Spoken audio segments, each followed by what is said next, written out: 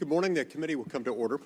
We'll hear today from Secretary Wright, the Secretary of Energy, as we discuss the fiscal year 2026 budget for the U.S. Department of Energy. Welcome, Mr. Secretary, and thank you for meeting with us today. When we last saw you before the committee back in January, you were then President Trump's nominee to lead the Department of Energy. You're now 5 months into that role, and you're already delivering results. Congratulations on that. This committee has since then favorably reported 10 additional nominees, including James Danley, who was already serving as your deputy, and 9 more who still await confirmation by the full Senate. I encourage Senate leadership to move forward with those well-qualified nominees who, again, have received our favorable recommendation out of this committee, to move them forward promptly so that they can get in place and then help you implement President Trump's America First agenda. The department's budget in recent years has ballooned. We've seen a dramatic expansion, fueled by the misnamed Inflation Reduction Act, which instead provided tens of billions of dollars to fund green energy projects that make energy less reliable and more expensive for the American people. Perhaps the worst example of this, the Department of Energy's Loan Programs Office. The IRA gave it over $300 billion in new lending authority, far exceeding the traditional portfolio, and the previous administration rushed to approve nearly $100 billion of those loans in just a few months, more than twice what it had previously dispersed over the last 15 years. So I want to commend you, Mr. Secretary, for taking strong action to protect taxpayers' dollars, including by canceling nearly $4 billion in funding for worthless IRA projects that were rushed out the door hastily under dark of night between Election Day and President Trump's inauguration. Under your leadership as Secretary of Energy, DOE is back to approving LNG exports consistent with DOE precedent, with nearly 10 billion cubic feet per day's worth of export applications now green-lighted after the previous administration's unlawful pause. Your department's also addressing in meaningful ways growing grid reliability issues, crises caused by issuing numerous 202C orders to keep baseload generation online during the most stressed months, helping to avoid blackouts and keeping energy prices stable for Americans all across the country. All of this tends to set the stage for a return to the Department of Energy's proper role, that is, focusing on basic research and development in energy and science that foster innovations, strengthen energy independence, and reduce energy costs for the American people, all while assuring greater reliability. I look forward to hearing from you today, and in particular, hearing how you plan to continue strengthening oversight, discipline, and accountability within your department, and how you'll manage programs like the Loan Programs Office, the science labs, and new transmission initiatives in a way that will protect taxpayers, strengthen our energy independence, and serve the best interests of the American people. So, again, welcome, Mr. Secretary, and I'd now like to recognize Senator Heinrich, the ranking member, for his opening statement. Thank you, Chairman Lee, and welcome, Secretary Wright.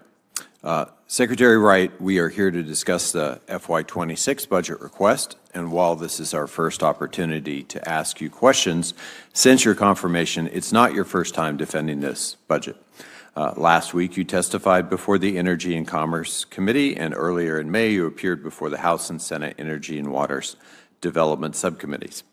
It's clear from those hearings that there seems to be a noticeable disconnect between what you've stated publicly and the actions taken under your leadership as Secretary of the Department of Energy.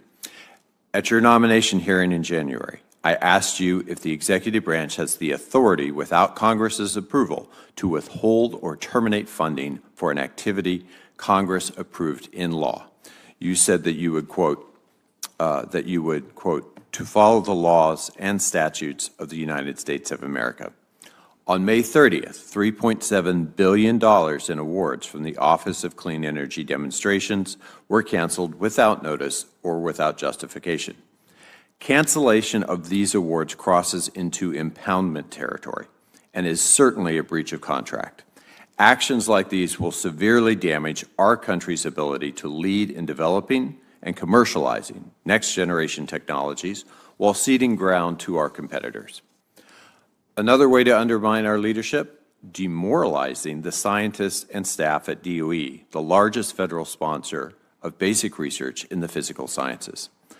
I know you realize this because on February 5th, you called DOE staff, quote, the unbelievable humans that are in the room today, that are across our national labs, in our cleanup facilities, in our offices around the country. Less than a month later, however, 2,000 DOE employees, including hundreds of National Nuclear Security Administration employees responsible for safeguarding the nation's nuclear stockpile, were fired. That was unacceptable. But only after heavy criticism did the department partially rescind the NNSA termination order and scramble to reinstate these employees. In the coming months, the department is reportedly set to lose thousands of additional employees to early buyouts. As my colleague, Ranking Member Murray noted, taxpayers have spent $70 million to pay people not to work at this point.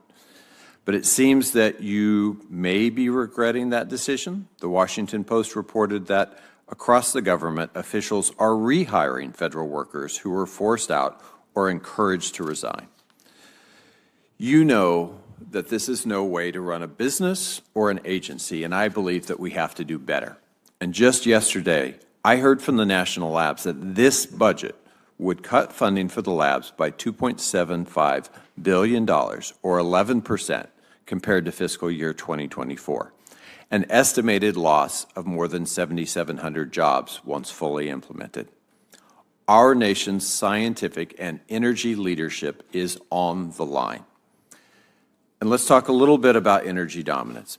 In your confirmation hearings, you said that you would be an unabashed steward for all sources of affordable, reliable, and secure American energy and the infrastructure needed to develop, deliver, and secure them. However, last week before the Energy and Commerce Committee, you said, I have never been for all of the above. And if I said it at one point in time, I misspoke. I'm against energy sources that make the energy system more expensive or less reliable. I wouldn't call that misspeaking. That's a disconnect. If you truly were against energy sources that make the energy system more expensive or less reliable, I don't believe that you'd be propping up the uneconomic J.H. Campbell coal power plant in Michigan to produce expensive and inefficient power. A new report by Energy Innovation shows that average megawatt of power generated by U.S. coal plants is 28% more expensive in 2024 compared to 2021. And that means that families spent $6.2 billion more on electricity generated by coal in 2024 than they would have just 3 years ago. As electricity demand continues to grow, we will not be able to meet the energy needs of new data centers while keeping household bills low if we prevent the growth of affordable clean energy resources. We need a true all-of-the-above strategy to adequately deliver our energy goals, and this budget fails to deliver on that. During your time as Secretary, you've also said that 10% of Americans in the last 12 months have got a utility disconnection notice, and that one of your goals was to shrink that number to zero by making energy more abundant and affordable. That is a worthy mission. And yet this budget eliminates the Weatherization Assistance Program, which saves households an average of $372 a year. You've often said that artificial intelligence is the Manhattan Project of our time, and yet this budget proposes a 14% cut to the Office of Science and a 57% cut to ARPA-E, where our major AI R&D efforts are currently underway. We cannot expect to maintain U.S. leadership in emerging technologies if we shortchange the office's programs and, most importantly, people needed to do so. Lastly, I want to raise DOE's failure to respond in a timely and substantive manner to congressional oversight requests. I have sent 4 letters on topics ranging from staff reductions to funding freezes and project cancellations. I have received 0 responses. That is unacceptable. You and I may disagree on many things, but the need to ensure that Americans have access to affordable domestic sources of energy and support our research and energy leadership should be shared goals. This budget proposal does not support those goals adequately, nor do many of the current actions at the department, and I hope we see changes. Thank you. Thank you, Senator Heinrich. Secretary Wright, you're now invited to give your opening statement. Thank you. Chairman Lee, Ranking Member Heinrich, and members of the committee, it is an honor to appear before you today as Secretary of Energy to discuss the President's fiscal year 2026 budget request for the Department of Energy. Under President Trump's leadership, our priorities for the department are clear: to achieve American energy dominance, bolster our national security, meet our Cold War legacy cleanup commitments, and unleash historic innovation, including AI, for our nation and world. We are driven by a bedrock conviction that an affordable, reliable, secure energy supply is the foundation of a strong and prosperous nation. When America leads in energy, we lead in prosperity, security, and human flourishing. We are committed to advancing our critical missions while cutting red tape, increasing efficiency, and ensuring we are better stewards of taxpayer dollars. The President's fiscal year 26 budget will ensure taxpayer resources are allocated appropriately and cost-effectively. We will invest DOE's resources in technologies and sources that support affordable, reliable, and secure energy and provide a return on investment for the American taxpayers. DOE has several tools at its disposal that can advance these emerging energy technologies, and I thank the committee for their leadership in establishing a new Energy Dominance Financing Program for DOE's Loan Program Office as part of the One Big Beautiful Bill. This will enable DOE to return to its core mission of supporting projects that are most critical to America's energy security while maintaining responsible stewardship of taxpayer dollars, something DOE failed to do in the previous administration. It is deeply concerning how many billions of dollars were rushed out the door without proper due diligence in the final days of the Biden administration. DOE is undertaking a thorough review of financial assistance that identifies waste of taxpayer dollars, protects America's national security, and advances President Trump's commitment to unleash American energy dominance. As a result, we recently announced the termination of 24 projects totaling over $3.7 billion in taxpayer-funded financial assistance. These projects failed to meet the economic, national security, or energy security standards necessary to sustain DOE's investment, and the taxpayer should not be forced to subsidize them. Instead, we are advancing a policy of energy addition, fully leveraging affordable, reliable, and secure resources that have powered our country for generations. The United States is blessed with an abundance of coal, oil, and natural gas, and our administration is committed to using them to meet growing energy needs of the American people. Every one of these resources was unleashed through our world-changing power of American innovation. Our national labs are the engine that drives research and development to expand our energy dominance. We will prioritize research that supports true technological breakthroughs and maintains America's global competitiveness. America must play a leading role in the commercialization of reliable, safe, and secure nuclear energy, and we are taking steps to accelerate innovation in this sector. DOE is working to advance the rapid deployment of next-generation nuclear technology, including small modular reactors. I'm proud to report that we've officially ended the previous administration's reckless pause on LNG export permits and have returned to regular order for reviewing and approving new permits. DOE will also work to replenish the Strategic Petroleum Reserve, a national asset that protects our security in times of crisis. And I want to thank this committee for prioritizing funding to refill the SPR in the One Big Beautiful Bill. We are advancing President Trump's pledge to lower the cost of living and expand choice by right-sizing DOE's approach to home efficiency standards and regulations. Under the President's direction, we've begun slashing more than 47 regulations as part of the largest deregulatory effort in history. These actions are projected to save the American people approximately $11 billion while restoring consumer freedom and lowering costs. The responsible stewardship and modernization of the nation's nuclear weapons systems is paramount for this administration. DOE is focused on addressing critical upgrades for the U.S. nuclear stockpile and maintaining our engine powerhouses for submarines and aircraft carriers. Both tasks will become even more crucial in the next few years. Our nuclear innovation as a nation began with the Manhattan Project, and the next Manhattan Project is clearly AI. DOE has a significant role to play in driving AI innovation for scientific discovery and national security. Our agency has world-class high-performance computing capabilities, including 4 of the world's top 10 computers. Harnessing our energy potential to power global AI leadership while meeting growing demand will be the challenge of our time. But America doesn't back down from big challenges or big builds. As Secretary of Energy, I'm honored by the responsibility to help meet the American people's growing energy needs and lead the world in energy development. I appreciated the opportunity to work with many of you on this committee to unlock America's full energy potential and drive down costs for families with the One Big Beautiful Bill. And I look forward to continuing to work together to achieve President Trump's energy dominance agenda. Thank you for the opportunity to testify before the committee today.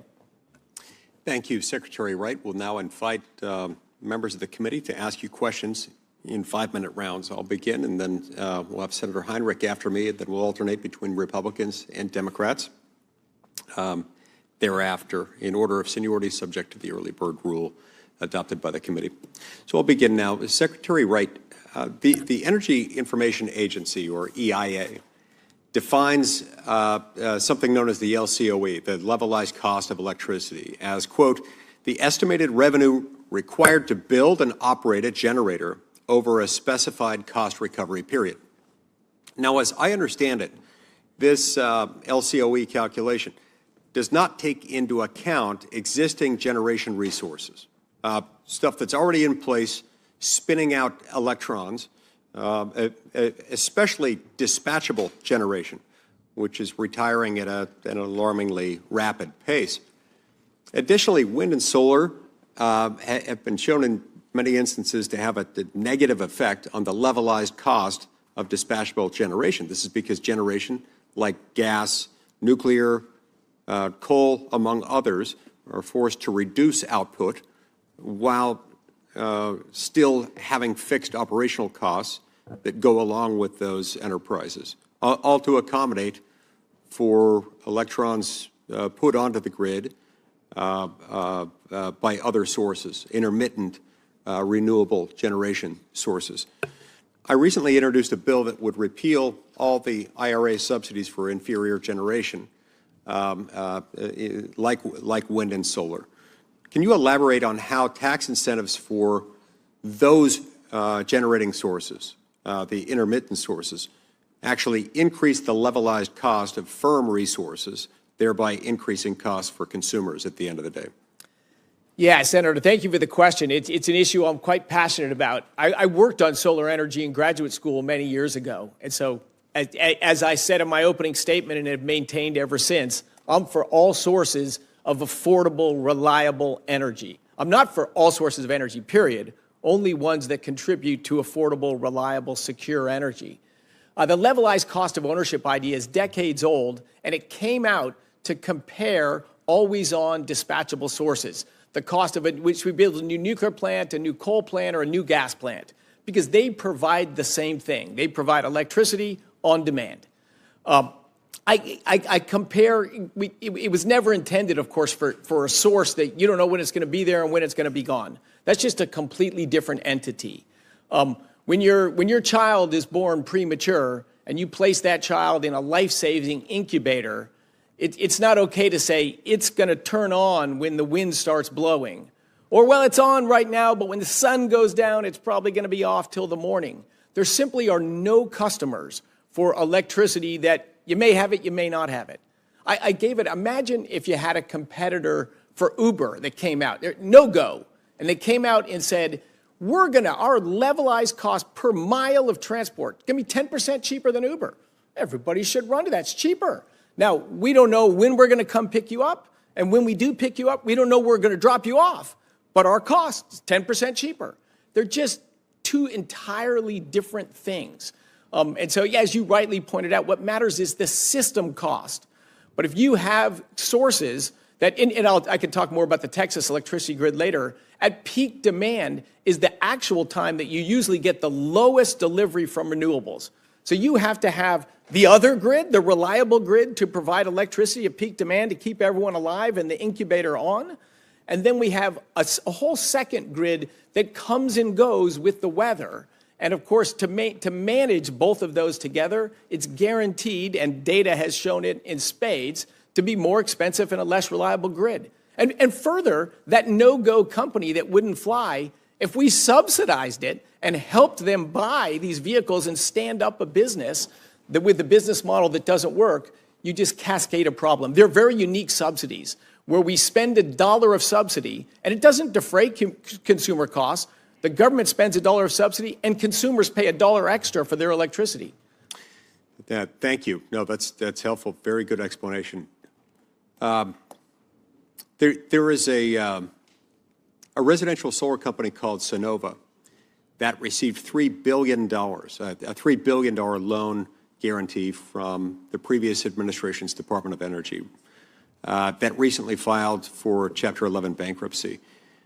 And now Biden's Loan Programs Office Director, Jigar Shah, was aware of accusations that Sunnova defrauded seniors selling solar to those that were, quote unquote, on their deathbeds. Despite this, Mr. Shah instructed DOE staff to prioritize Sunnova's loan application after attending a dinner hosted by a Sunnova board member. The board member's spouse was the former chair of the DNC.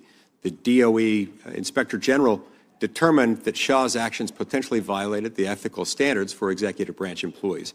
How can the American people be confident that the Loan Programs Office inside the Department of Energy is acting in their best interests when actions like those taken by Jigar Shah have undermined the credibility of that same office? Huge undermining of the credibility, Senator, huge undermining. And it's one of the reasons people are mad at me for being slow and process-oriented, but it's in response to things like that we have created this program review process where we have a team of cross-functional people to evaluate every project of any meaningful scale. If it's a few $1 million or more, there's 500 such projects. We're going to evaluate every one of them in a business-like, professional manner, not a political manner, not a self-interested manner, but a business-like manner. And so, yeah, clearly we need a very different culture at DOE, and we are working every day to build that. Wonderful. Thank you. Senator Heinrich. Secretary, first off, will you commit to responding to the letters that I've sent your office? Senator, the most efficient communication, of course, is to reach out and we can jump on the phone at any time. I know we've done that a few times. I'm happy to do that much more. My schedule is very tough, and I should respond and will respond to your letters. I'm sorry, I should not have to spend time in these hearings on this. It's a simple communication that I want something formally in writing on. I'm not telling you how to respond to it. I'm just asking you to do what every Secretary of Energy has always done and respond to my letters. Democrats, Republicans alike. You bet. You'll get a response. I appreciate that. I want to go directly to the heart of some of what you described in your Uber analogy. And first off, do you know what the sort of average price per kilowatt hour that retail customers pay across the country is according to EIA? Yeah, it's about 14 cents. I think it's 17.1 right now. I bring that up because I pay substantially less than that. I am in a utility in central New Mexico. Most people formerly know it as P&M. And I pay about 12 and change cents per kilowatt hour. And yet their generation is largely clean, mostly renewable, with batteries. And they've been able to maintain that cost profile of just over 12 cents per kilowatt hour using renewables and batteries. And I think you are absolutely correct that we should be comparing apples to apples. But today, with a little bit of storage, they're able to manage the grid with low cost and reliability with renewables. So when you paint a picture like they just turn off in the middle of the night or when the wind doesn't blow, that's not my personal experience. That's not how we're managing the grid today. Now, I want to talk a little bit about soaring power demand because that's something that you and I both agree on. You said that soaring U.S. power demand is a train wreck waiting to happen, and that necessitates significant investments and regulatory reforms. Doubling down on unaffordable energy will not get us the energy that we need. NextEra's CEO has recently pointed out the cost per kilowatt to build a gas-fired facility has gone up from $785 back in 2022 to $2,400 today. And he also stated that retirement of every coal plant in America, if we stop that, would only get us an extra 40 gigawatts. Natural gas generation, because there's a 5 to 7 year backlog on turbines now, will likely total get us maybe 75 gigawatts by 2030. And so I don't want to get into a back and forth over different energy sources so much as just to understand, did DOE do a modeling process to determine the specific impacts of this proposed budget on both supply, energy supply, and costs? Absolutely. We have a team, in fact, that develops a model of the grid that looks at the grid by regions. And one of the comments you mentioned in your opening statement was we did issue a 202C order to keep a coal plant in southwestern Michigan open because of small reserve margins in MISO, and that plant was being retired without new capacity on the MISO grid to back it up. We were criticized for that, and 2 days later there was a blackout. Did the state of Michigan agree with that analysis? Did you consult with them? Well, we speak to the grid operators, the utility operator of that company, and had plenty of back and forth dialogue on that. I think in general people realize this was a good move for energy. Let's go back to the modeling that was done on this budget. Can you share that modeling with us? Sure. Great. I mentioned in my opening remarks the President's budget would cut funding at our national labs by $2.75 billion. At Sandia Labs in my home state, I'm hearing from engineers on pretty much every time I go home right now that this will significantly affect the Center for Integrated and Nanotechnologies, national user facilities, research equipment, that it'll limit fusion research on reactor environments and advanced materials, and jeopardize environmental monitoring, potentially exposing DOE to fines under a consent agreement with the New Mexico Environment Department. Did DOE do analysis and ask the labs for their analysis on the impacts of this budget on their ability to do their mission work?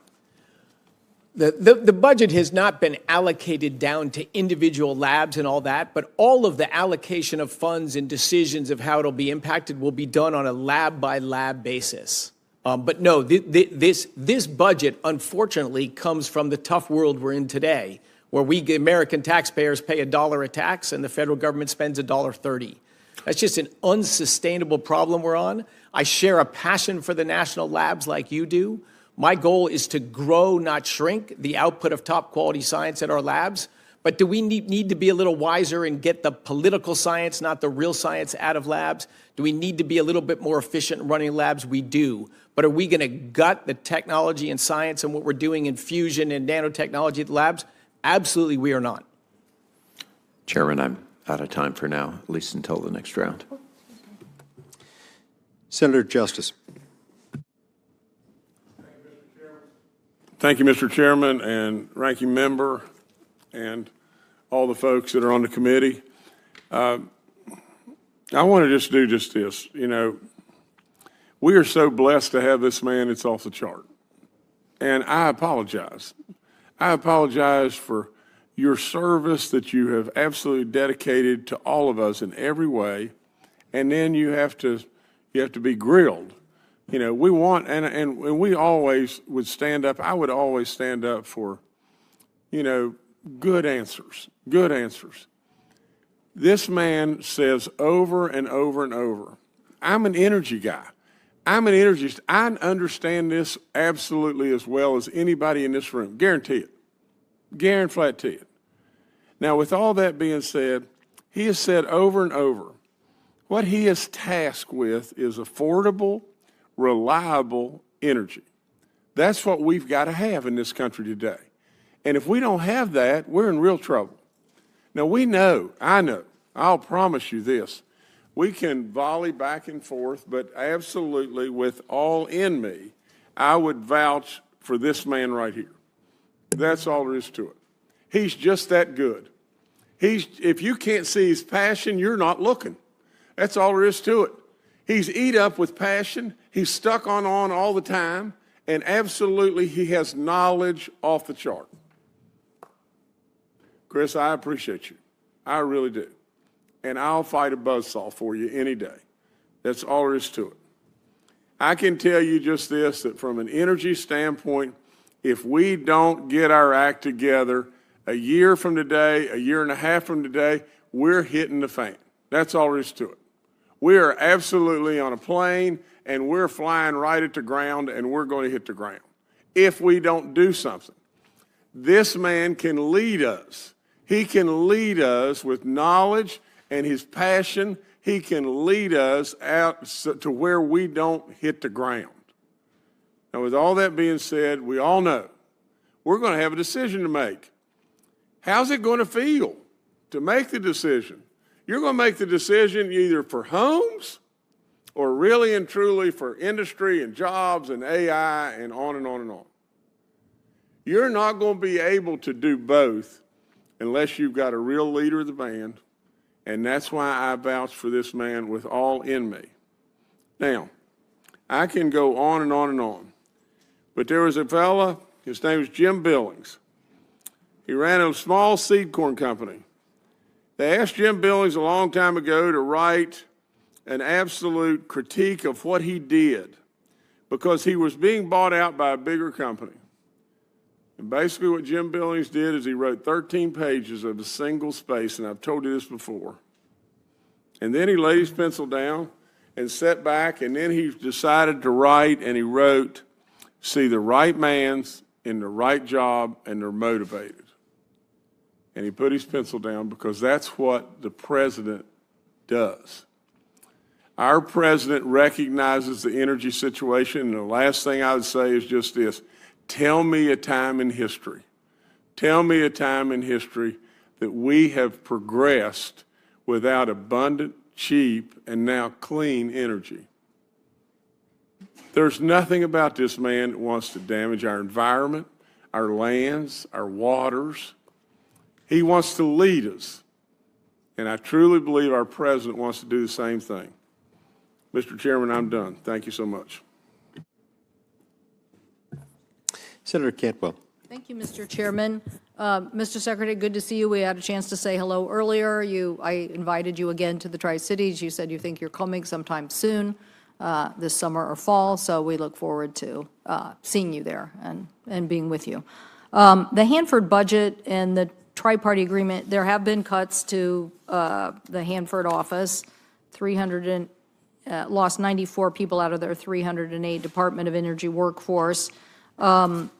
These are managers. There's various issues with the budget request. So how do you plan to meet the tri-party agreement with the budget and workforce depletions?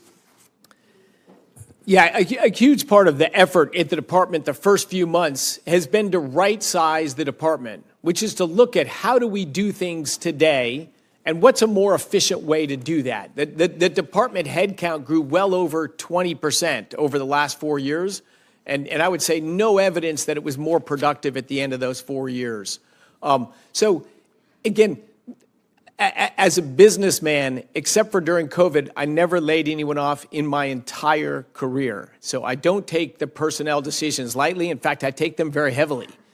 I think a big moment's coming at Hanford. So, you know, I wish I could go. Anyway, we'll see each other in the Tri-Cities and we'll go over it. But Yes. for a long time, there were lots of schemes about how we were going to clean up Hanford. But guess what? Vitrification is on the move. So now there's so much more the federal government can do in meeting the budget to meet the tri-party agreement because we're actually on our way. So I guess, you know, we'll talk about this in more detail, but that's what's at stake here. The normal funding is missing the opportunity to actually get this project that has cost us so much over such a long period of time where we really need it to be. So that's the key point, but we'll go over those details. Do you support baseload hydropower online?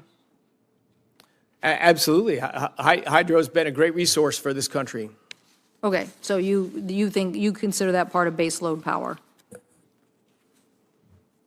We have Senator Murkowski and I have a bill basically giving tax credits at very low cost just to help keep the efficiency of the hydro system. As we look at all the challenges we face with new power demands, making that system as efficient as possible is really critical, and we consider that baseload power. So I'm just asking, maybe you can look at the Murkowski-Cantwell bill. Yeah, I would view it as baseload power, and to the extent that we can repower and increase the yield from existing hydro assets. That's exactly what we're talking about. They're quite beneficial to our electricity grid. Thank you. They're beneficial in a lot of ways, but definitely to the grid, so thank you for that. Do you support eliminating 45V? Maybe this was asked by my colleague while I was gone, but 45V hydrogen production tax credit was proposed to be eliminated. Do you support that, or where are you on this hydrogen tax credit? The government record in picking winners and losers and subsidizing in energy is a very poor one. So my default position is the less government involvement on the scales of energy sources, the better. I realize in the real world that's not possible, so we got to get rid of you got to prioritize which ones are the most offensive, and I mentioned wind, solar, and batteries certainly as technologies that we've subsidized and they've led to more expensive electricity. I would put them maybe at the most offensive. Hydrogen, it's tough with the math to see how in the long term it becomes a meaningful commercial energy source. Well, again, there's lots of chapters here we could, again, talk about. Yep. But I actually think getting rid of the tax credits that we have, some of the other ones broadly, are going to lead to an electricity increased cost. And so can I get you to tell me about the hydrogen hubs, whether you believe you support the hydrogen hubs and moving forward on this? So we put together, as I'm sure you've heard, and we've published it on the website, you know, this project review process. We have a cross-functional team that evaluates every project. We're going through 500 projects. But is that data call a way to kill the projects, or no, you really believe in funding some? Absolutely. No, we are funding plenty of projects right now, and we don't stop funding any project. We're funding all of the existing projects right now. And when we evaluate them, plenty of projects will pass. Plenty of projects will pass. Other projects will say, hey, can you modify it this way to make it much more beneficial? Some projects will be modified and some projects will be ended. What application are you most excited about in a hydrogen hub area? What application? Fertilizer, jet fuel, something else? What are you most excited about? Well, so the highest value use of hydrogen, right? So it's expensive to produce, but there are high value uses of hydrogen. Like we produce it today commercially because in refining, it's very high value. In fertilizers and materials, in chemistry, the problem is what's the cost to produce the hydrogen, and are there uses of it that their value is above the cost? Yeah. I say energy is about two things. It's just about people and math. Well, we think even going back to the 45V, my time's expired, but in looking at, green hydro, which we have in the Northwest, drives down the cost and provides sources for very hard to serve, hard to decarbonize big sectors of the economy. Thank you, Mr. Chairman. Thank you, Senator. Senator Hyde-Smith. Thank you, Mr. Chairman, and thank you, Mr. Secretary, for your willingness to serve, the tenacity you serve with, and you bring so much to the table, and we are very grateful for that, and you continue to do it every day to just impress us. I, too, want to invite you to my home state of Mississippi. It's pretty hot right now, but the humidity today here, I think, is matching it. But we have just positioned ourselves for greater artificial intelligence infrastructure growth and so many things, like many states that you talked to when the members here. But we've attracted several significant investments, like the Amazon Web Services, the hyperscale data centers from many major companies that we're excited about. But of course, it's crucial for supporting fast-growing AI is reliable energy and affordable energy. The Mississippi Power Play initiative was recently unveiled by our state leaders, and it is about increasing energy production, but ensuring that those things that follow the affordability of that, the reliability of that, and access for all of these companies that are choosing to come to our state. But we are uniquely positioned to use underground salt caverns that for energy storage to enhance the grid reliability in high peak seasons. We're fortunate to have that. But moreover, the state established an artificial intelligence regulation task force to guide the state as so many new technologies come on board, as the AI demand proactively comes addressing all of these issues. The state has really stepped up in our state leadership for doing that, with the stakeholders' collaboration and the workforce training that's going to take place for the programs to support all of these initiatives. So we're really excited about this in Mississippi. But you would see firsthand that we're working to shape America's path forward in energy independence and AI dominance, and aligning perfectly with our national security and our economic growth goals and the potentials that are there. So I believe your insights is going to greatly benefit this country, going to greatly benefit Mississippi on our efforts to strengthen this, and honored that you're at the helm. In your testimony, you mentioned reorganizing divisions within the Energy Department, including refocusing the Office of Fossil Energy on its original mission of supporting fossil energy production. Thank you. Will you discuss how the department plans to strengthen this mission and find innovative ways to help achieve the President's goal of energy independence through the reorganization of the Office of Fossil Energy? Yes, thank you. So it's actually one of our smaller budgets, the Office of Fossil Energy, even though it's over 80% of American energy. When I was born, it was sort of mid-80%. It's mid-80% today. So it's the dominant source of energy in the United States and the world, but it's been a commercial success for a long time. Doesn't need a lot of involvement from the department, except for permitting, getting out of the way, issuing LNG permits so you can build infrastructure. But we do have some money to invest in next generation technology. So there is some research funding in the fossil energy. The part that was removed was several $100 million that was focused on reducing greenhouse gases. I've written about climate change for 20 years, so it's a very real thing. But funding things that take a ton of carbon out of the atmosphere at a several $100 cost. And if you look at what's the benefit from reducing that ton of carbon, that's this so-called social cost of carbon, which is very hard to calculate.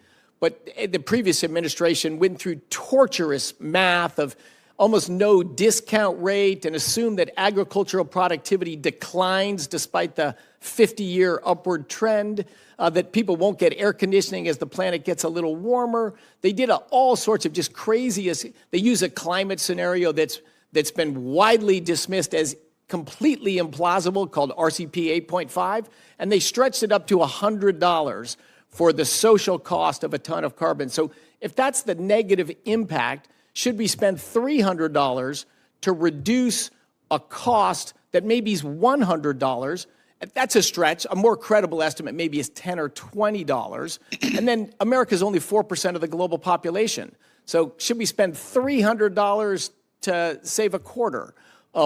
That's, clearly that math just doesn't add up. the department will continue to support technologies to maybe find better ways to reduce greenhouse gas emissions. It is a real issue, but we should be credible about it and not just throwing money out of it, because it's expensive. And, you know, for a coal plant, for example, to do sequestration, basically you lose a third of the power out of the plant to inject the CO2 underground. So we're, as you and I, when we first connected, we're about common sense.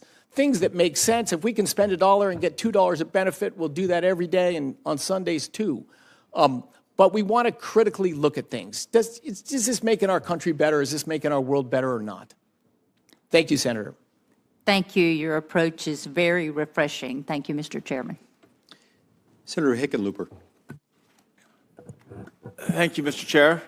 Thank you, Mr. Secretary, for taking the time and your public service on this. I want to go into a little bit of the issues around climate change again and the cost per carbon, because I think they are widely debated. A lot of criticism that the costs aren't significant. I have that liability that I actually studied this stuff way back, and I got my master's in Earth and Environmental Sciences, we discussed, in 1979 when we called it the greenhouse effect. But it is a little unnerving as I went through my geology years, all through the 80s, that much of what was predicted then, that I was skeptical about, has come true. And it's extreme weather, the droughts specifically in the western United States and southwestern United States were widely predicted back then. And we look at the costs there. So I think when we look at the value of carbon, we have to begin assessing some of these issues. In places in California and Florida, people can't get home insurance, right? In Florida, from 2023 alone, there was a 90% increase in what people had to spend to get their homes insured. Miami was 322% in 2024. Tampa, 213%. You look in California, and I'm sure my colleague here will go into this even more. Only 31%, by one measure, only 31% of residents still have insurance. They can't get insurance.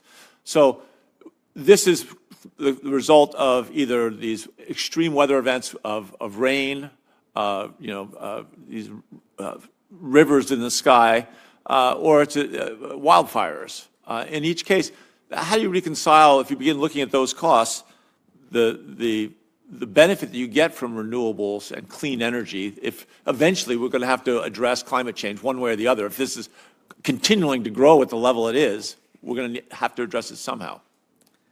So, Senator, I always appreciate your thoughtful approach to all of these issues, that interplay between energy and climate change.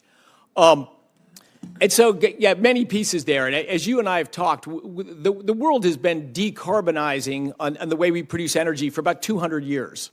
Going from wood to coal to oil to natural gas. Nuclear probably is going to be the biggest growing energy source sometime in the future. Today it's natural gas, but we've moved down that lower carbon intensity ladder. And I think eventually we'll get to probably a carbon neutral energy system, but it's likely generations from now. And so we've tried to accelerate that. You mentioned it. Globally, the world has spent, depends how you count it, somewhere between $3 and $10 trillion on wind, solar, and batteries.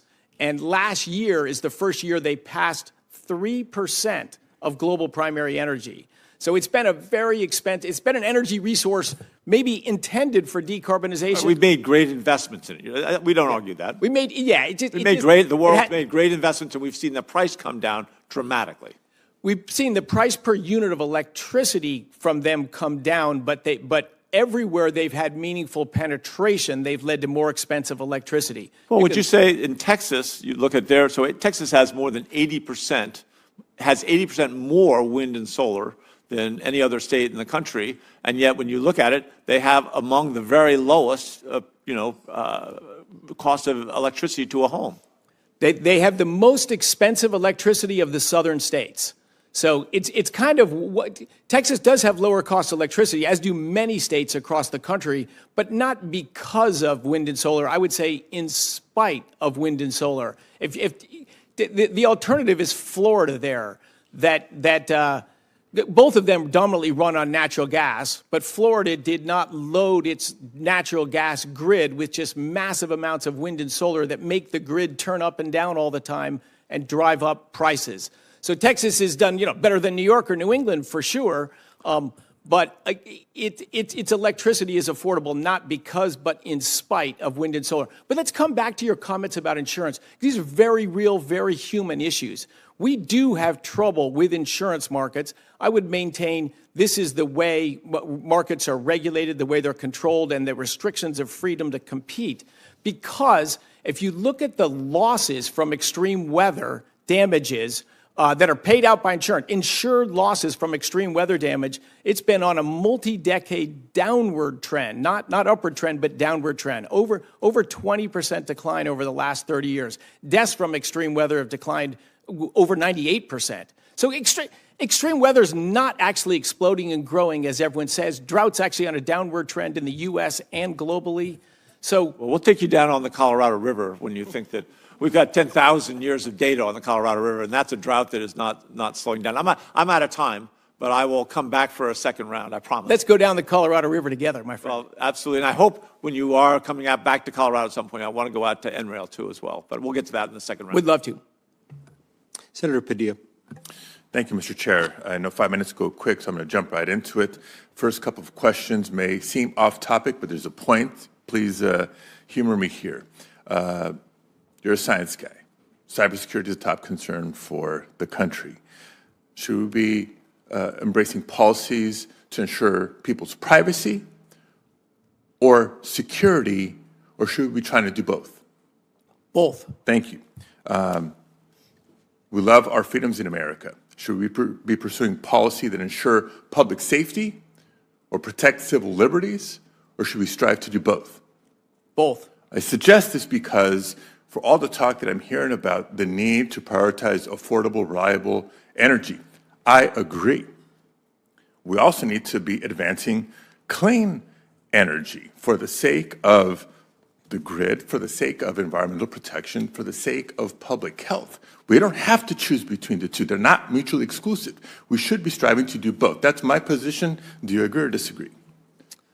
I would agree. Thank you very much. Now, a couple of things also to correct the record or to comment on some of the statements you made at the outset, where you made suggestions that some of the funds released at the tail end of the Biden administration were rushed out at the last minute without appropriate due diligence and review. My experience, our office's experience, that it came out at the tail end of the Biden administration because of the due diligence and review that took place. We had been anxious and pushing the administration for years to move on some of these projects.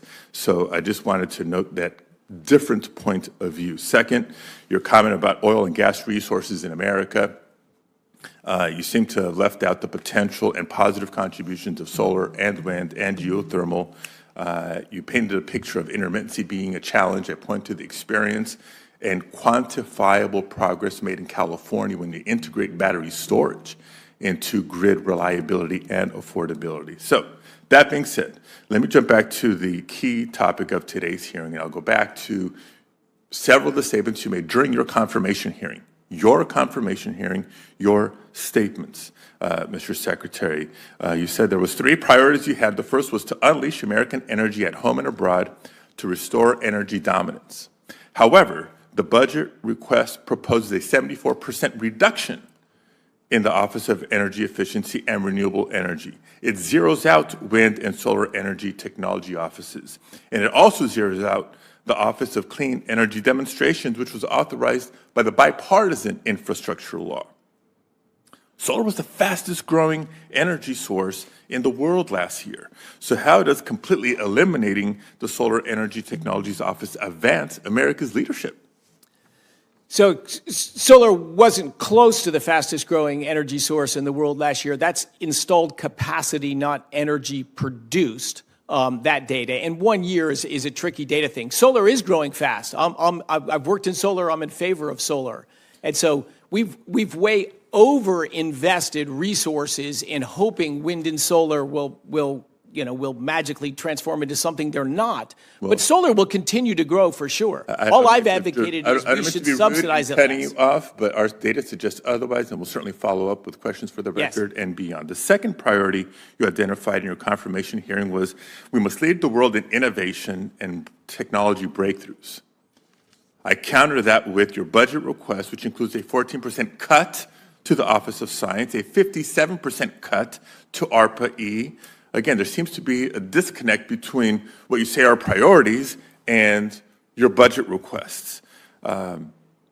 It's already been raised that these reductions would also lead to staff reductions in national labs, which we've recognized. You're on the record. These are premier research institutions. When you came to California, you reaffirmed your commitment to the national labs, and you said that they were important to maintain and secure, quote, competitive advantage and security.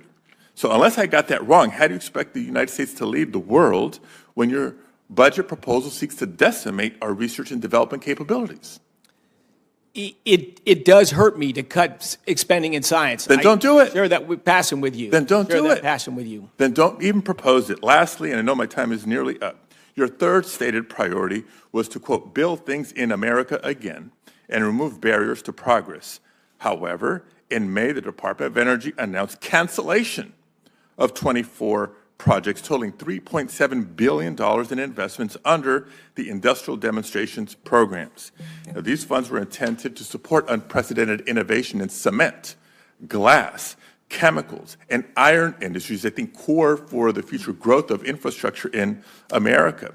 And it's not just because $1 billion of the public and private dollars are in California and the thousands of jobs related, but how does canceling industrial grants that lead to more industrial jobs further the goal of building things in America again?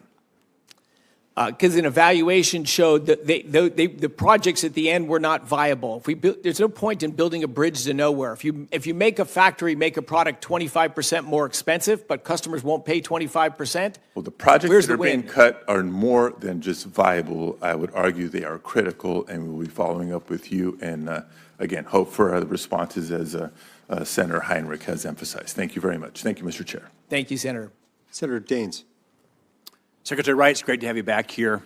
Last week, the EPA announced they've started the process to roll back President Biden's anti-energy rules, including MATS and Clean Power Plan 2.0. The Biden administration specifically targeted Colstrip there in Montana with these rules with the express intention of closing it down for good.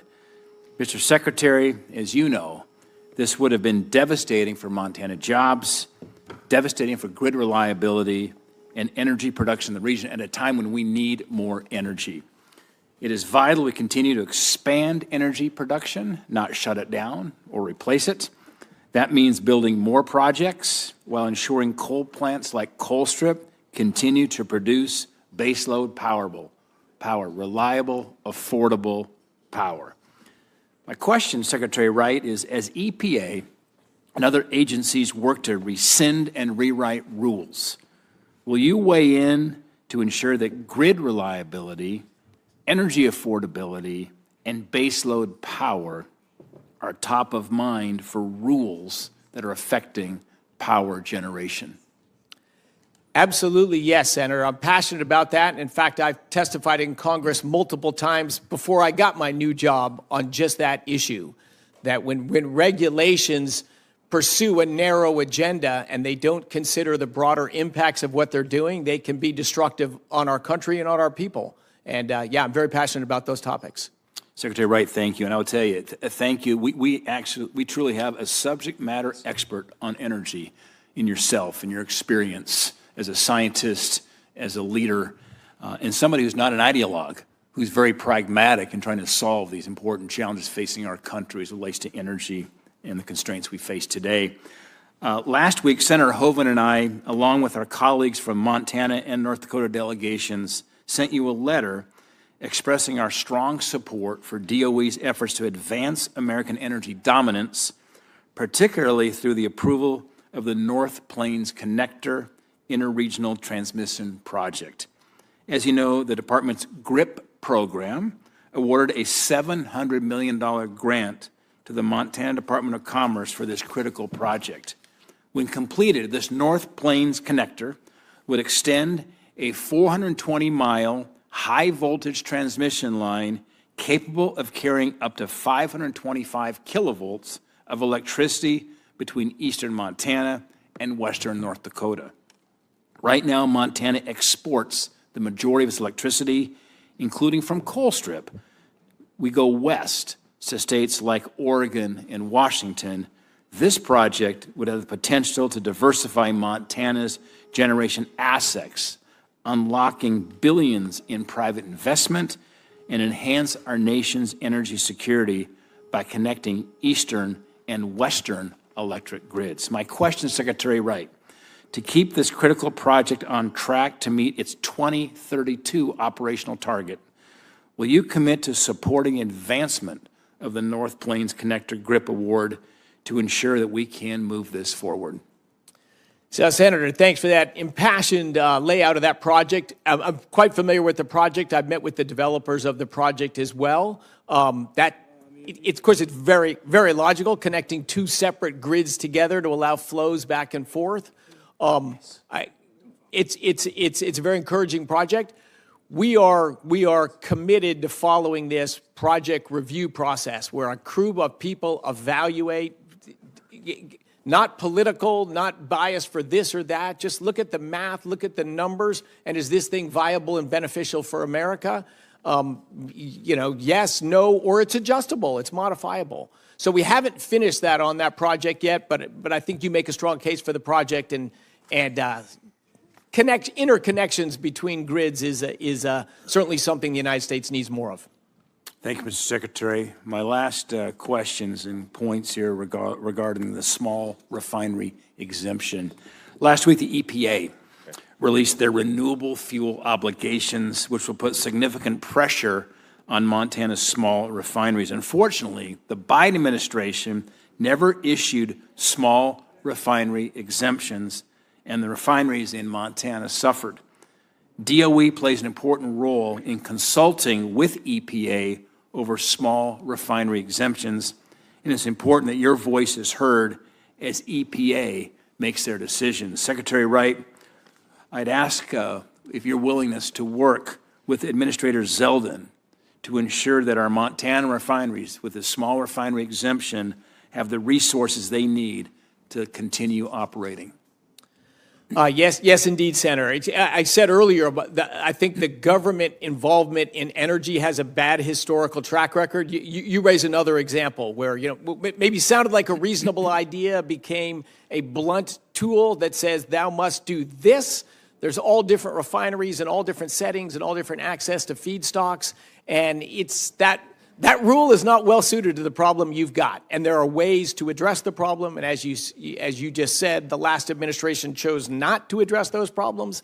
But I think this administration is very practical and wants to look at what trade-off package makes the most sense. So I hear you, and yes, I am engaged and will continue to be engaged with EPA in this dialogue. Secretary Wright, thank you. Thank you for raising it. Mm-hmm.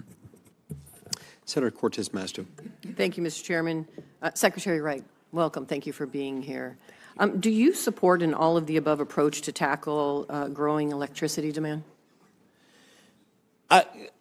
I've always said in the past that I don't support all of the above because that's political. I'll support your thing if you support my thing. I think energy is the infrastructure for life and humanity, and to me, energy is about two things. It's about people, humans, and math. And so I support humans and math. So let me ask you this. Yes. Because we are in agreement on geothermal, and I have to thank Senator Murkowski and Senator Coons. Yesterday we had a great conversation about geothermal, and it is in your fiscal year budget, which is fantastic.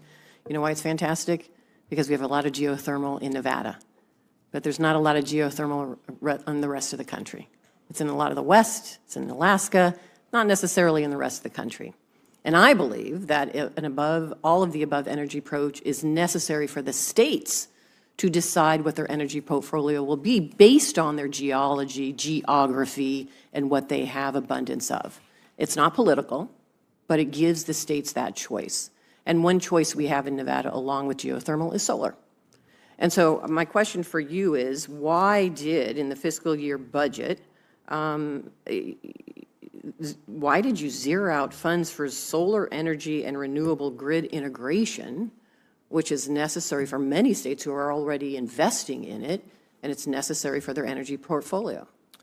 So the EERE office had a huge reduction in its budget, but it didn't go away. And things like OSED and GRIP got folded into EERE. So these things aren't going away, but there is a dramatic reduction in focus. By far the biggest energy expenditure line. Why solar? What? Why solar? Just because of the relative overinvestment in it. We spent 4 times as much in EERE than in hydrocarbons in the last administration, and one provides 3% of American energy, and one provides 80+% of American energy. So I don't have much time. I'm going to jump to the next one, but oil and gas have had subsidies for decades, and they will continue to have subsidies for decades. So I don't understand the political decisions this administration has made, because I think that's the politics that's happening here. You're favoring one type of energy over another. But let me jump to my next question, because I appreciate you being here. So thank you.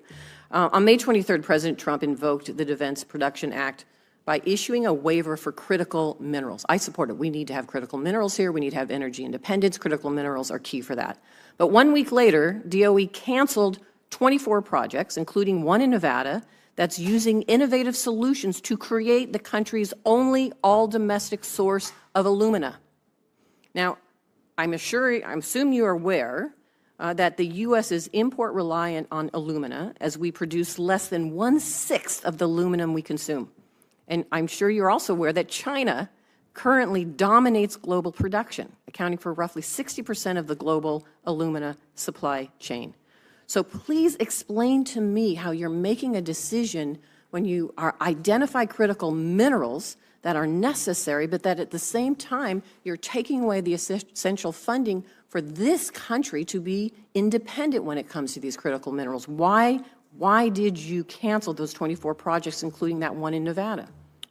So thanks for the passion on that. I am pro-solar and pro-critical minerals as well. So it really just comes down to the devil's in the details. We review every project. We're going through over 500 of them just to say, is this project at the end of the day going to lead to a positive outcome? But what legal precedent did you and the department utilize to roll back congressionally approved funds for this enacted program in those 24 programs? They were already enacted. Congress approved them. They were already approved by the last administration.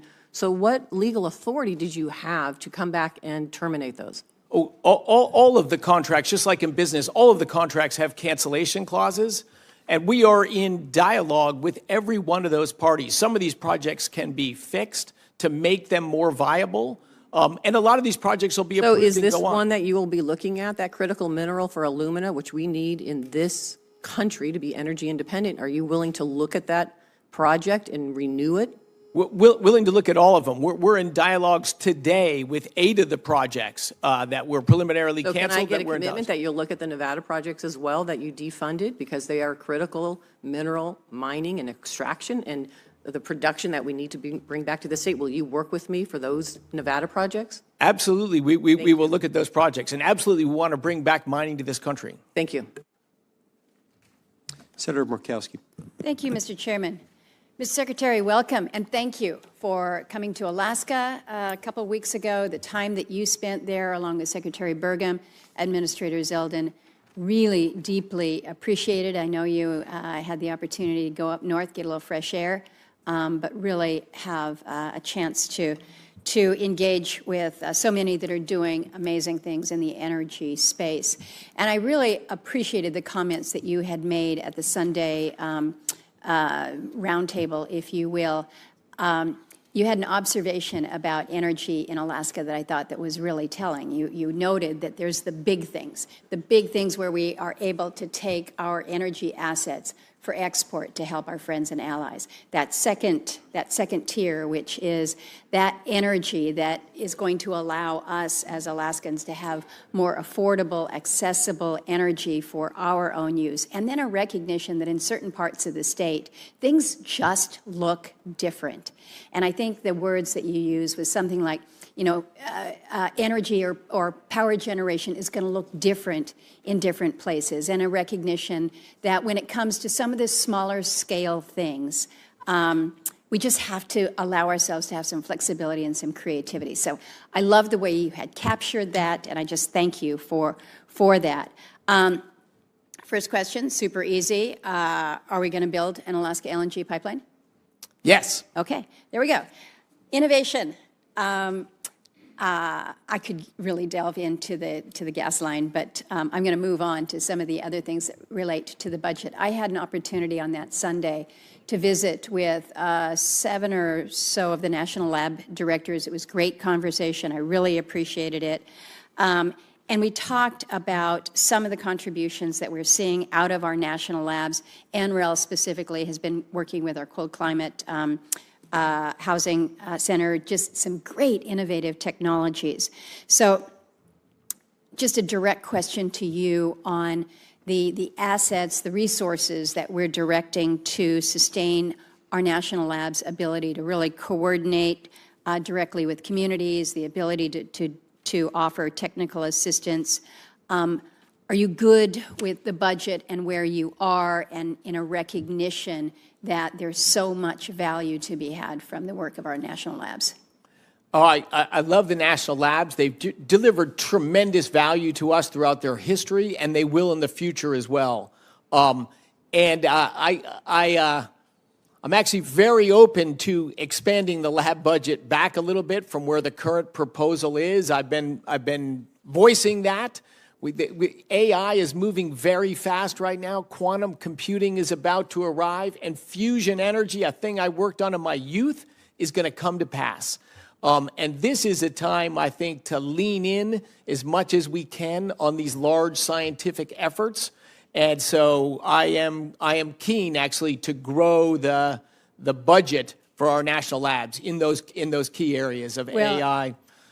I'll look forward to working with you on that. I think the contributions that we get are so important. And as you say, things are just moving at breakneck speed. So how we keep up with all of this. One of the concerns that I heard, in addition to budget, was also the impact that they have seen with some of the reduction in forces, and just, the people that are doing really extraordinary things that may move on, maybe not the easiest to replace. So know that I am just very, very cognizant of that. I want to ask a question about the Tribal Energy Loan Guarantee Program. As you know, I'm chairman of the Senate Committee on Indian Affairs. The budget is proposing a significant reduction in the Tribal Energy Loan Guarantee Program. I know this is not just for me, my colleague here from North Dakota, there's so much potential, I think we recognize, on tribal lands still remaining undeveloped. I guess I'd ask for your thoughts on how we can be doing better. If you don't think it's within the construct of the Tribal Energy Loan Guarantee, how is it that we can be more helpful, working in partnership to address some of the exorbitantly high energy prices that we see in our tribal lands? Thank you for your passion on this issue. I share it, as you know. Yeah. So in the history of the tribal thing, I think it's made one loan. That is it. It's been very disappointing. So it's like, hey, we have a whole office and it's got one thing to loan. So I would say that's like a reorg, but it is not a pulling back. I would love to do more projects in tribal areas and remote areas. So I wouldn't read, an office that's not doing anything being folded into something else as a change in commitment or change in interest in that area. In fact, some of the best meetings I had in Alaska were from some of your colleagues up there that are working on energy in remote Alaskan villages. And as you know so well, it's just so different, right? If I critique wind and solar and their impact on the larger scale here. They're competing against natural gas that on a oil barrel equivalent price is $20. $20 a barrel energy cost for pipeline natural gas. In Alaska, they're competing with $10+ diesel, which is $400, 20 times more expensive base energy. If you can put solar or wind or micro hydro on a grid there, you can shrink your diesel costs, extend the time between refueling and shipping. So yes, as you and I have both said so many times, there are different energy answers in different settings at all times. I'm a people in math. And one of the problems I think we've made the least progress on is affordable energy in remote communities. We got great work to do together, and I look forward to exploring more with you on that. Thank you, Mr. Chairman. Senator Wyden. Thank you very much, Mr. Chairman. Mr. Secretary, good to have a chance to talk with you this morning. When you came up to the office, we discussed the Clean Energy Tax Incentives Law that I wrote in the Finance Committee. As you know, it is technology neutral, no mandates, voluntary incentives. Now, I understand that there was some discussion earlier, I had to be somewhere else, but there was some discussion earlier about renewables in Florida and matters like that. I wanted to run by you something that the CEO for the utility in Florida, actually the utility that covers Mar-a-Lago, said the other day, and get your reaction, because maybe it can help us make some progress here. The CEO said, I'm a CEO who has gas plant holdings. I believe deeply in natural gas.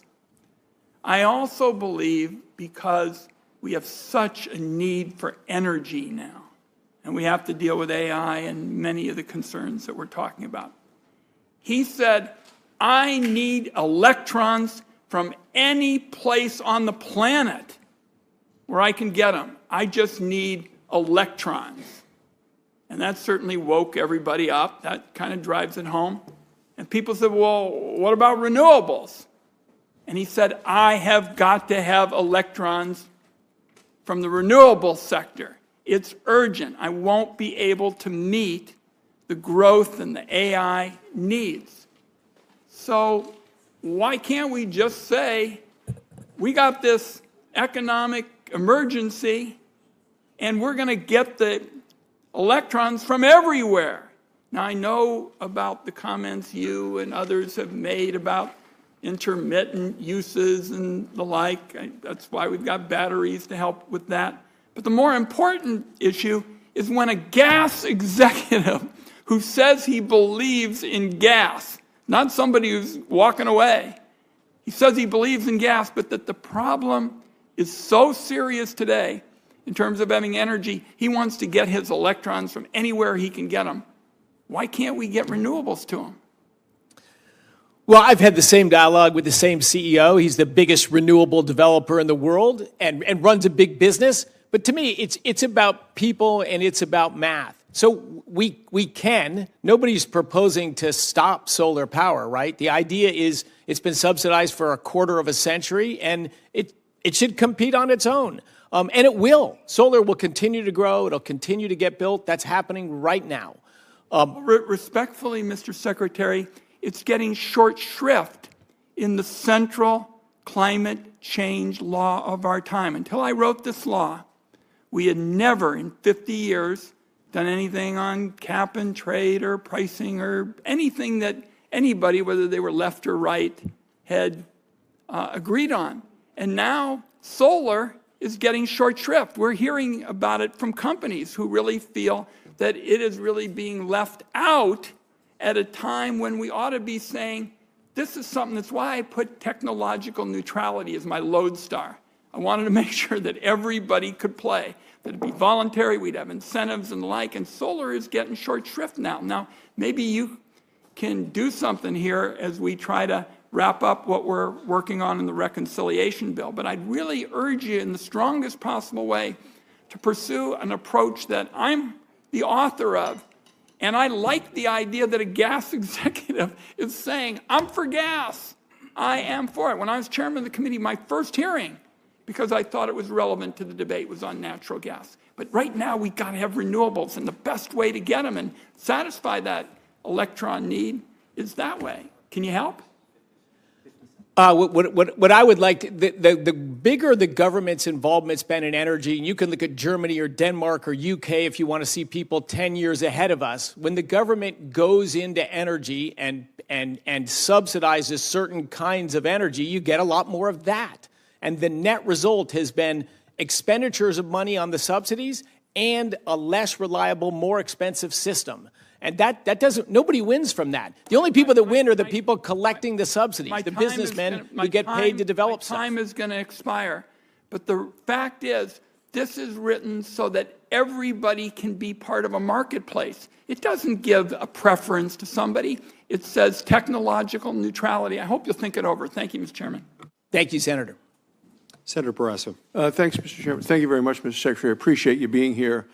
Over the last few years, I believe Congress irresponsibly saddled you, the department, with 71 new programs overseeing hundreds of billions of taxpayer dollars, and I think that the situation is fraught with waste, fraud, and abuse.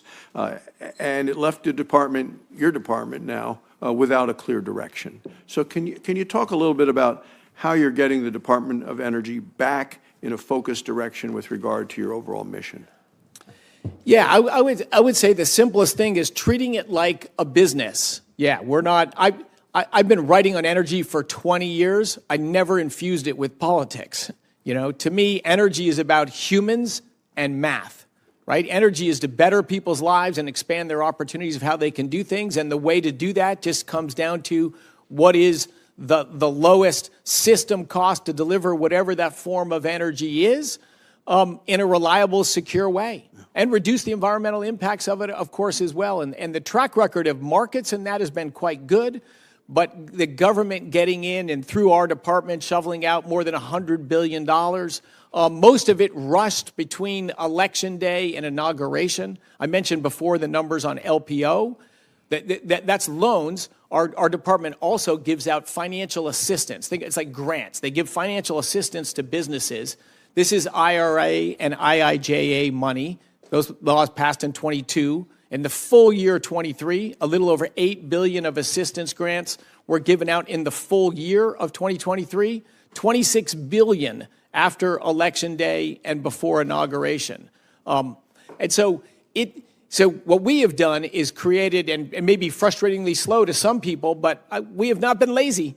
We have put together a committee of cross-functional people that are going to evaluate every project, you know, on is it technically viable? Is the engineering done? Is it financially viable? At the end of the day, is it going to be a bridge to nowhere, or is it going to be a business where customers are going to pay for the product and it's going to go on? And look, projects that we've evaluated have passed and they're continuing to fund. Projects we've engaged with the other party and we've modified them so it's a positive for the American taxpayers. And a lot of projects have not passed because we're just paying someone to build something more expensive than people are willing to buy today, and nobody wins from that. Yeah. And I want to restore confidence in our department again. You know, we're professionals that are here to work for the American people, not for our own interests, not for any politically favored, you know, technology here or there. We just want to make the American energy system better. But that means people and process and accountability. You know, you made, Congress has made key investments in nuclear innovation, and you're an expert in the area. These investments include the Nuclear Fuel Security Act to strengthen our fuel supply chain and the Advanced Reactor Demonstration Program to move advanced reactors forward. Can you speak about those plans in the program? Yeah, there's lots. And in fact, I have a new one today. Maybe we will announce today a new solicitation that we would like to get 3 new small modular reactors, critical, meaning producing power, by July 4 of next year at the Idaho National Lab in our containment facility that can sort of speed up ideas that are ready to go. Let's get them on the ground and test them and prove them. Because, look, the Americans invented the nuclear power industry. We came out and built 100+ plants rapidly. Then we created an NRC and stopped. And we haven't done much for 30 or 40 years. You and I and many others really want to get that nuclear ball rolling again. We're working with companies to get domestic fuel enrichment going in the United States again, another just critical problem. Congress rightfully passed a bill saying we shouldn't be importing Russian uranium. Well, I don't want to import Russian uranium either, but we got to get it from somewhere. We've got to enrich uranium in the United States by American companies and ramp that up. But those are the kind of things we're working on. But there's a bunch of great innovative companies with a lot of private capital behind them. It's private capital that's going to drive this, but we're going to help in every way we can. Thank you, Mr. And finally, we were together when the president signed his coal executive orders. The last administration was flat out anti-coal every way they could be. They wouldn't support the projects that we needed, even when the ones that resulted in diminished emissions. I mean, they just were against everything. I thought it was short-sighted, left our valuable resource underutilized. What's the department doing in terms of restarting coal research, whether it's novel combustion, carbon capture, coal products made from newly mined coal, as a result of the president signing the executive orders? So a number of different efforts there. One, I'll just state that the facts. Yeah, coal has been the largest source of global electricity for 100 years. It will be when I die as well. There's a reason coal is the biggest provider of global electricity. But I'll be in your great state on July 11th for the opening of a new coal mine that's combined with rare earth element mining right there. And that, to me, is incredibly exciting. And maybe the biggest thing I've been involved in with coal right now is we need all this extra power everyone's talking about for AI, and we need to win the AI race. The first thing is stop digging the hole. So we've got to stop closing all these coal plants with tons of useful life left in them. I look forward to being with you on July 11th in Wyoming. Thanks, Mr. Secretary. Thank you, Thank Senator. you, Mr. Chairman. Senator King. Thank you, Mr. Chairman. Mr. Secretary, good to see you again. Thank you. I want to talk about the grid because we all know that there's going to be a tremendous expansion of demand for electricity over the next 10, 20, 30 years. And that's going to require significant attention to the grid. And the Grid Resilience and Innovation Partnership Program was created under the bipartisan infrastructure bill. My concern is that there are a significant number of programs under that have been received approval but are now being reviewed by your office. My first question is, can you assure me that that review is professional and engineering-based and not political? Absolutely. It is. We're evaluating the engineering, the science, the finance, and just the viability of the projects. It's just a business review. Unfortunately, it wasn't done before when grants were given. But I would say in the GRIP program, there's a lot of very good projects there. But we're just trying to be careful and thoughtful. One that I'm particularly interested in is the largest grid-scale battery project that's being manufactured in West Virginia, but is scheduled to be located in a small town in Maine that would make a huge difference. And I hope, what's your timeline on this review? We stood up this process a few weeks ago. Now we're going to get probably, I'm trying to think of a number here, but at least 20 of these a week out and done.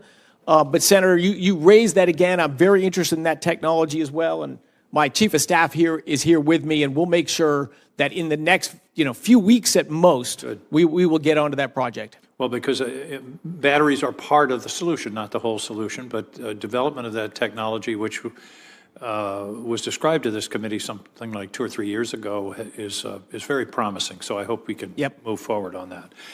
Following up on the same area, Grid Deployment Office, again, looking at the demands on the grid, the problem is the budget proposes a 75% cut in the Grid Deployment Office. I don't understand this is a place to cut where this is obviously an increasing demand and pressure on the system. It is, but I would look at it as more part of a reorganization of the department. That the central thing there is the Office of Electricity and CSER, the cybersecurity thing. They're sort of the two core offices around that. There was a lot of other smaller offices set around, but I would look at the whole complex. So the Office of Electricity is all about the grid. So Grid Deployment Office was, it's got grid in the name, but it's really just a sub-office. As long as the resources going to strengthening the grid are not diminished. If you're talking about diminishing some other program, that's one thing. But again, one of the things I've noticed just in my career in energy is it used to be that the principal part of your electric bill was the cost of energy.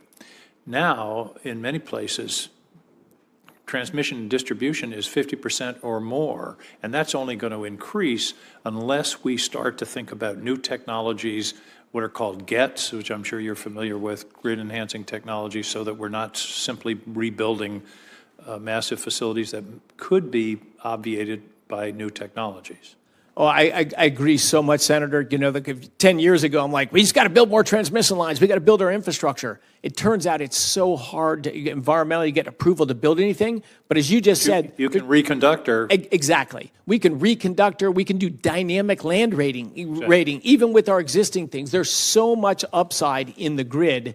And there, I think we just got to find some practical solutions and get local regulators to implement these things. But I agree with you. A lot of upside in being smarter about the grid. My other concern with the budget is ARPA-E. Research is one of the things the federal government can do, particularly basic research that doesn't necessarily lead immediately to commercialization. If it led immediately to commercialization, the private sector would be doing it. This is where the government can fill in a gap in the market. I'm a big supporter of the market, but the market doesn't factor in all these elements. Why are we cutting ARPA-E by more than half?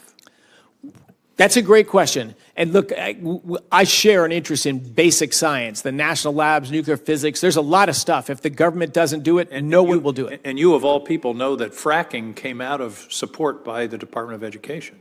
The Department of Energy.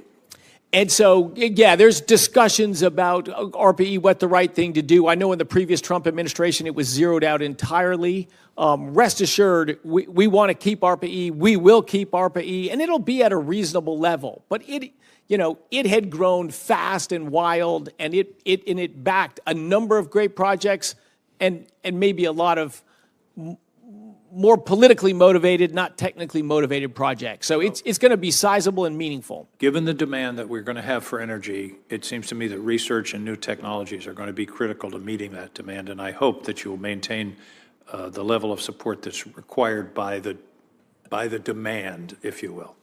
I agree with your point entirely. Thank you, Mr. Secretary. Thank you, Senator. Senator Hoeven. Thank you, Mr. Chair. Secretary, good to see you again. Appreciate all your good work. Hope you're enjoying it. Great to have you in the slot. I'm going to start on a shared experience, and it actually relates to something that Senator King just mentioned, and that's the Bakken and the shale. And we actually shared that experience during the period we went through, in the, say, 2000 to 2010 era where we cracked the code on the Bakken and the shale play. I was in the governor's office and worked on policy to help create a good environment so that entrepreneurs like you and the companies you created could get that done. You did.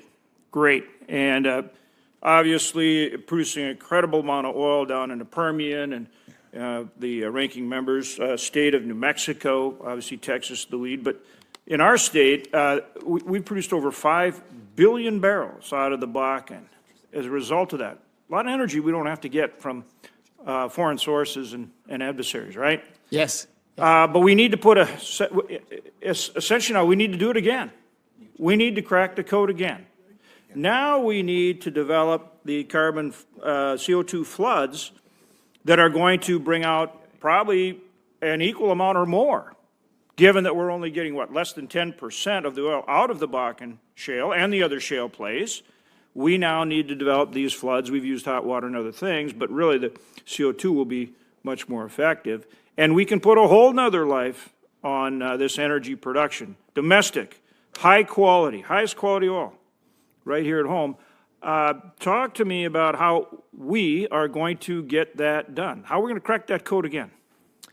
Yeah, great question. So there is research, in private industry on this, and there's research at the Department of Energy. And in fact, the guy I picked to lead the Fossil Energy Office, which will be renamed the Hydrocarbon Office. I really don't like some of the names we've got in the department.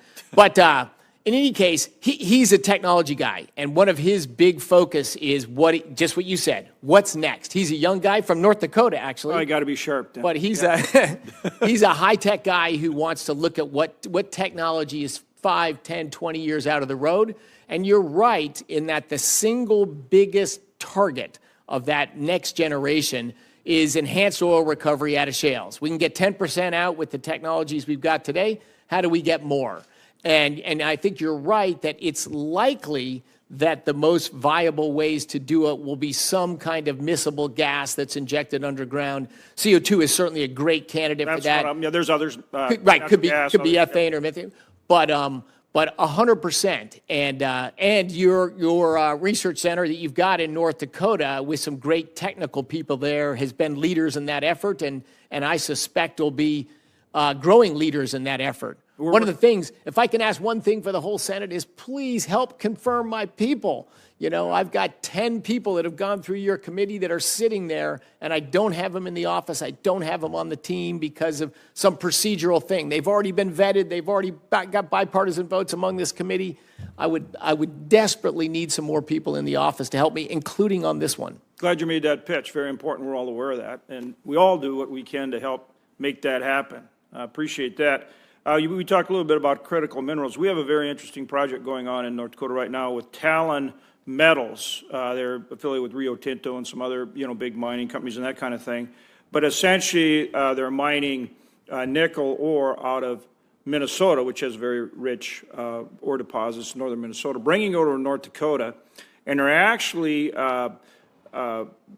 setting up a processing facility at what was the Westmoreland coal mine, which is a coal mine that shut down, reopening the mine, but for critical mineral development. They will process the nickel, and then that will actually go to like Tesla and other places that need the nickel for batteries so that they're not buying that from foreign countries. And then the tailings will be mixed with coal ash to produce building materials. Talk to me how we do more of that. You mentioned the project in Wyoming, but this is a project in North Dakota. Same thing, where we're now going to get critical minerals here at home, and the key is do it in a commercially viable way. That's what we got. This stuff works when we make it commercial. We can do all of it. The question is, can we make it commercially viable, right? So, Senator, one of the things I'm excited about, this time we are right now in our country's history. Like, we built big things, and we innovated, and we built giant things, and then we became a country where it was easy to stop things and hard to do things. And we just killed the mining industry. It just shrunk to a few existing mines. No one's built a new mine in this country forever. But I think we have a different attitude today in America, that we use these materials, they come out of mines. Shouldn't they come out of our mines? Because not only do we have the materials here, but we can drive innovation to do smarter mining and better mining. But since it's all been out of sight, out of mind overseas, the amount of people that study and think about mining in our country has shrunk so small. And it's up to you and I and everyone in this room to make mining and materials processing sexy again. But I believe we will, because it's now national security. We've seen the downside, national security downside of this. But yes, we need to get going on this stuff. And I think what could happen in the next decade is thrilling. I love that. We're going to make mining sexy again. That's a great way to put it. And we're looking forward to getting you out to the Energy Environmental Research Center, which you mentioned earlier. Yes. And again, thanks for all your great work. Appreciate it. Thank you, Senator. Thanks, Mr. Chair. Thank you. Senator Cotton. Secretary, welcome. The demand for lithium has substantially increased in recent years, but the United States is currently only responsible for about 1% of lithium mining and less than 5% of advanced lithium chemical processing capacity globally. That despite lithium being necessary in a wide range of uses to include critically military capabilities. In September of last year, the Department of Energy selected Standard Lithium and Equinor for a $225 million grant to develop the lithium reserves in South Arkansas in the Smackover Formation, where geological survey has found between 15 million and 19 million tons of lithium. I know that this grant was announced before your tenure, and it's under review now. When can Arkansans expect an answer on when the grant will be approved? I think all the sizable projects will be done this summer. You know, we're in middle of June now. By the end of August, for sure, maybe much sooner than that. And Senator, it is frustrating, I'm sure, for people on the other side. We continue to fund existing projects, but given the track record of what happened when we walked in the door, which is pretty alarming, and the more I've dug into it, the more alarming it is. You probably heard me say before, $90 billion, lent after Election Day and before inauguration, over double the previous 15 years. $25 billion of that in the last 2 days. So in any case, there's a lot of crazy stuff, like a piece of paper. There was a project that got funded for $2.5 million, and then right at the end of the administration, with a sheet that said justification for increase, there was nothing on it. Its funding went from over $2 million, a little over $2 million to over $200 million. So we want to be careful with the American taxpayer monies, with monies you've allocated, that these projects are responsible and credible and thoughtful, and they're going to lead to some good results. You talk about a very exciting one. It's hard to build mines in America. Heck, we can get lithium out of brines, out of boreholes and salt. So very exciting, very keen. We will be on that, and look, let's be talking about it. But we will sort that out this summer. And we understand that there were a lot of inappropriate actions in the lame duck period, up to, as you say, the very last day. Projects being funded that, frankly, never should have been funded.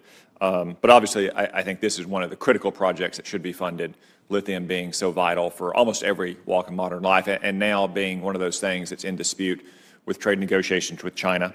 I want to turn to another topic we've discussed in the past, Mr. Secretary, that's security at our national labs. I've introduced legislation with Chairman Lee and some of my other colleagues that would ban foreign scientists from adversarial countries like Russia and China and Iran. You, I know, are conducting a review of security policies at our 17 national labs. When do you expect the review to be completed? I mean, it is an ongoing process. And every time I see the lab directors, I saw half of them in Alaska. I saw all of them a week ago. I've been to half of the labs now, and I'll get to the other half. So it's a real topic, and it's a balance. It is a balance. Do we want, Chinese nationals in our weapons research or in our critical economic new breakthrough stuff? No, we don't. No, we don't. But we have, of course, projects. I have approved 3 Chinese foreign nationals to work on stuff because they have very unique expertise. It's not sensitive stuff. And if we don't use, a specific person, there were hundreds of potentials. So we've shrunk that down dramatically small, because you raise a very real concern. I've stressed it to the lab directors. I think they get it too. So we have like a matrix approach, and we're trying to balance not stopping scientific research, but erring on the side of caution, that we have, these are national jewels and national gems, and clearly these countries of concern have clearly shown zero scruples to steal everything we have. And speaking of caution, have you identified any urgent vulnerabilities that have needed to be patched before your review is complete? We have... you know what? Let me stop you. If you'd like to respond to me through other channels, it's fine. Yeah, let's I'll just say it's a real issue. It's a real issue. Are there any Iranian scientists in any of our labs as of right now? Not that I'm aware of. Okay. I hope your lab directors hear that. All right. I'll yield back the rest of my time. Thank you. Thanks, Senator. Thank you, Senator. Okay, we've now completed round 1. If there is interest in doing a round 2, we do need to be out of here by about noon. So what I'm going to propose is that we try to keep our, in the second round, let's try to keep them shorter. In fact, why don't we let each of the Democrats who were, you're finished? Okay. Senator Heinrich, why don't we go to you next and try to, each of us doing it round 2, let's try to keep it to a question or 2 so that we can make sure we're finished by noon, if that's all right. Thank you. Secretary, in New Mexico, we've got a couple of projects, a geothermal project, and I appreciate your enthusiasm for advanced geothermal, also a grid reliability project. They've both been in the Loan Program Office pipeline for a very long time, and over the course of the last 6 months, the back and forth communication has gone away. And so I would just ask you if you would commit to sort of making sure that your Loan Program Office re-engages with those 2 projects. Yes, indeed, Senator. Thank you. I want to ask you a little bit more about this review board process because you described it as a business review, as professional, not political, but your own attorneys briefed my staff yesterday and said that there were political appointees on those review boards. Is that the case or is that not the case? Oh, it's absolutely the case. So my understanding is that in previous administrations, these kinds of reviews have been done by career staff. If it's a business review, why do we have political appointees on these review boards?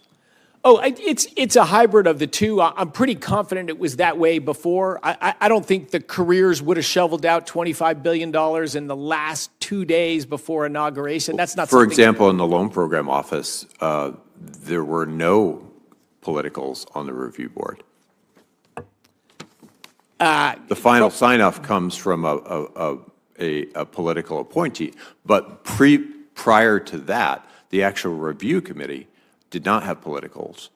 So I'm wondering, if we want to do this in a professional way, why are we putting politicals on these review boards? Why not save that for the final process and let the professionals do their job? Senator, I'm highly confident the decision-making process now is vastly more professional and vastly less political than it was in the previous administration. How am I supposed to evaluate that if there weren't politicals on these review boards before, and now we have politicals in the review boards? So why should I believe that to be the case if there's? Why not let the professionals in your department, you have some of the best in the entire world, do their job, and then you can make a political decision? Because the political appointees that are in it are people I chose. They're business leaders, they're entrepreneurs, they're on the political team we came in, but their job is to evaluate the math, the financial statements, go back and forth with questions. They're playing a business role. And if you look at, and we should have a lunch. We should have a lunch, and you should see how we do things today, and I can show you how things were done before. The change in professionalism and not political professional business evaluation is dramatic. I'm going to wrap up my questions here, and I look forward to having lunch with you. I do want to point out, I made a mistake earlier. I cited my cost of retail electricity incorrectly. It was not 12 cents a kilowatt hour. It was 10.8. And that is with 35% solar, 15% wind, 15% battery storage, and only 5% coal, 23% gas. So are those capacity or produced energy numbers? Those are capacity numbers. Yeah. Yeah, that my utility provided to me when I asked. So that's the retail price for like an individual at their home. So if they're able to do that at 10.8 cents a kilowatt hour, or even 11 or 12, well below the national average, something's not adding up here. New Mexico's done a good job. Absolutely. Senator Hickenlooper. That's so clever to just say New Mexico's done a good job. What senator won't bask in that reflected glory? Let me turn to something that I think Senator King has already talked about a little bit, but I think that I look at energy efficiency. As a former governor and a former mayor, we knew that the cheapest energy we could find was the energy that we didn't have to use. So when you look at whether it's home insulation or all these different ways of trying to find more efficient ways of using the energy we already have and saving it, most of the studies show this 2 to 3 times cheaper than whether you're talking about natural gas or wind or solar or anybody. It's cheaper to get through efficiencies. Some of the energy efficiency experts estimate that at somewhere between 2 and 5 cents per kilowatt hour. I think that we look at the parts of your enterprise that really work on this, and we see their budgets being dramatically cut. We have a. It's right over your head. I can. I couldn't see it. But anyway, you look at what this energy efficiency and renewable energy, which of course, since NREL, the National Renewable Energy Laboratory, is involved in a bunch of this work and is in my home turf. I can almost on a really clear day, if I get up on the 3rd floor, I can almost see them. That's a dramatic cut. I mean, and you can go even back to pre-Biden levels. That's a dramatic cut. And am I wrong that this is leading to some of the most cost-effective ways of addressing our climate or our energy costs? So I think you're right, Senator, that energy efficiency is a huge opportunity. And of course, it's pursued in all different ways. Just government expenditure from one department, I don't think is a great would proxy of that. It would have to be a well-run department. So I'm assuming that it's not just from one department. It'd be a department that's now using better systems and doing things more properly. We are. We've gone from 10 computer systems down to 1, and so yeah, we're doing everything we can to run the department more like a business and refocus it a little bit as well. But I think less expenditure in a department that's got efficiency in its name does not mean a walking away from efficiency. But I think the biggest drivers of efficiencies, like most things, has been market forces, right? People find ways to do efficiencies, as you and I do in our lives and all that. And I've been quite critical and quite concerned about the regulatory example for the DOE. If we just keep regulating, you can only buy the super efficient Cadillac. Well, a lot of people can't afford the Cadillac. So different people evaluate trade-offs differently. So I'm always skeptical of fitting a one-size-fits-all answer onto our whole population. No, but that's the whole point of doing what the research they're doing is looking at a variety of ways to achieve this goal that pretty much everybody agrees is dramatically less expensive than having to go out and create new energy. Efforts in energy efficiency at the department and at NREL or whatever aren't going away. Gotcha. Okay. Well, hopefully they'll get added expense. Just one more quick question: the intermittent, and I understand some of the legitimate concerns about intermittent energy, but at a certain point, when you have a secure, you have places where you can get base load, that's secure and effective. That way, if the wind or the solar doesn't have batteries, I mean, ultimately, I think the question is whether you can get solar and wind with batteries to be cost-effective with coal or natural gas, which I think you can, but certainly if you look at the direction of funding. But even forgetting that, if your base load is if you've got backup already redundant energy for your base load, so that let's say you only have 30% wind and 25% solar, if you have a cloudy day or you have a windless day, you still have some place you can turn on natural gas powered plants or whatever.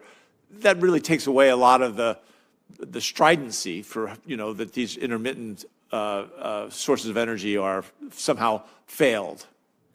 Well, but it adds to the system costs. Like the biggest demand in PJM, the grid we are all in right here, 65 million people. Peak demand was the night after inauguration. At that time, 44% of the electricity came from gas, 22% from coal, 22% from nuclear, 6% from hydro, 4% from oil, 2% from wind, 0% from solar.